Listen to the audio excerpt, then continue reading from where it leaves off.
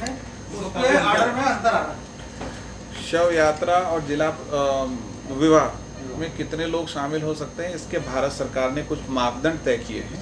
साथ में local level पर यह सुविधा दी गई है भारत सरकार के सारे मार्गदर्शन में कि अगर आप चाहें तो उनको फर्दर स्ट्रेंथन कर सकते हैं, रिलैक्स नहीं कर सकते, फर्दर स्ट्रेंथन कर सकते हैं।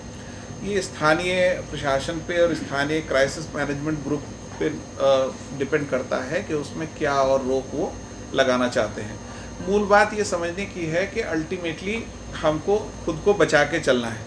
कई केसेस मुझे पता है जहां अंतिम संस्कार के कारण 50-50 लोग इन्फेक्ट हुए। ईश्वर ना करे किसी की मृत्यु होना दुखद है, लेकिन उस मृत्यु के कारण और 50 लोग प्रताड़ित हों तो उसका मुझे कोई औचित्य दिखता नहीं। बट अल्टीमेटली ये क्राइसिस मैनेजमेंट ग्रुप के निर्णय होते हैं। पूछते हैं तो बोले सरकार को भेज रही है। आयुष्मान में रजिस्ट्रेशन क्यों नहीं करा रहे हैं? बाकी क्या वजह है?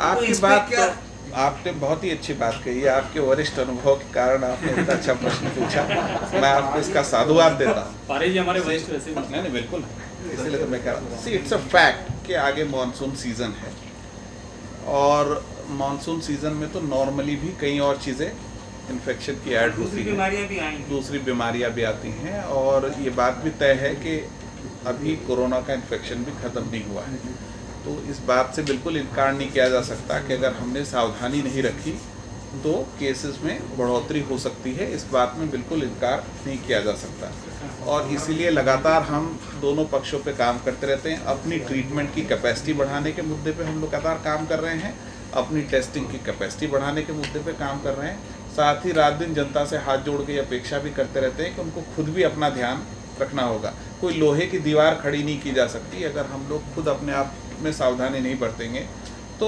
ऑब्वियसली हम उसका परिणाम हमको भुगतना होता है। तो हमको जनता को भी लगातार सावधान करने का हम आग्रह करते रहते हैं। आपसे भी अनुरोध करेंगे कि आप भी ये बात कहते रहें, वायरस से डरने की ज़रूरत नहीं है, केवल सावधानी रखने की ज़रूरत है। Thank you. बीमारी का भोपाल में बहुत कम हुआ इसके मुकाबले, तो क्या जो डेटा आपके पास उपलब्ध है उसके मुताबिक कहीं ये आशंका है कि अलग अलग स्ट्रेन्स वायरस के प्रदेश में है और कम्युनिटी स्प्रेडिंग की आशंका? इसके बाद दो और है ना बस। हाँ बस एक सवाल मेरा पूछ लेना आप। आपके बहुत हो गए। एक्चुअली ये मूल बात है, ये बिल्कुल आप सही कह रहे हो कि इंदौर से मध्य प्रदेश में अगर किसी दृष्टि से देखा जाए तो वायरस के स्प्रेड की शुरुआत इंदौर से हुई। ऐसा हम लोग रीजनेबल कॉन्फिडेंस के साथ कह सकते हैं। 100% कॉन्फिडेंस के साथ तो कोई बात नहीं की जा सकती। इनफैक्ट इंदौर से वायरस के इंदौर के ट्रैवलर अब तो छतरपुर, टीकमगढ़ कहाँ तक नहीं गया और इंदौर के आसपास के जिलों में भी बहुत ज़्यादा स्प्रेड हुआ।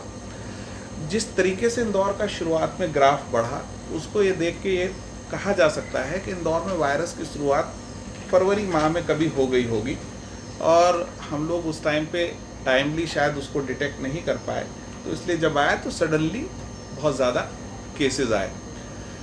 भोपाल में भी इनफैक्ट शुरुआत में यहाँ से एक डॉक्टर गए जिन्होंने हेल्थ स्टाफ के अमले में उनके थ्रू स्प्रेड हुआ। भोपाल में भी उसका काफ़ी इम्पैक्ट आया, दोनों शहरों में। ये बात कि वायरस का कोई अलग अलग डीएनए है, ये किसी आंकड़े से प्रमाणित नहीं होती, ना केवल इंदौर भोपाल के कॉन्टेक्स्ट में बट पूरी दुनिया के कॉन्टेक्स्ट में। अभी तक दुनिया में कहीं से भी ये रिपोर्ट भी नहीं है कि डीएनए म्यूटेट हो गया है वायरस का या उसमें कोई चेंज हो गया है। It is the same trend, same virus. मूल बात यह है कि वायरस का वायरल लोड कितना है कम्युनिटी में, मतलब कितना उसका स्प्रेड है। सही बात यह है कि इंदौर में शुरुआती दिनों में वायरल लोड बहुत ज़्यादा था, तो कंजेस्टेड एरिया में उसका स्प्रेड बहुत ज़्यादा था। और मैं इंदौर को वाकई बधाई देना चाहता हूँ कि जितनी मेहनत से और जितने भी कष्ट से कि इंदौर ने उसको झेला, उसको संभाल लिया, ये अपने आप में आश्चर्यजनक है और एक सक्सेस स्टोरी है। अगर आप तुलना करोगे बॉम्बे, अहमदाबाद शहरों से जहाँ वायरल लोड इतना था, तो राइज ऑफ केसेस इतना फिनोमिनल था कि उनके लिए संभालना बहुत बड़ा मुश्किल काम था। तो इंदौर की जनता ने तो जितने भी उन्होंने कष्ट भोगे हों, मैं अभी भी कहूँगा कि उन्होंने उस वायरल लोड को मैनेज करने में बहुत ही अच्छा काम किया। पीछे से कोई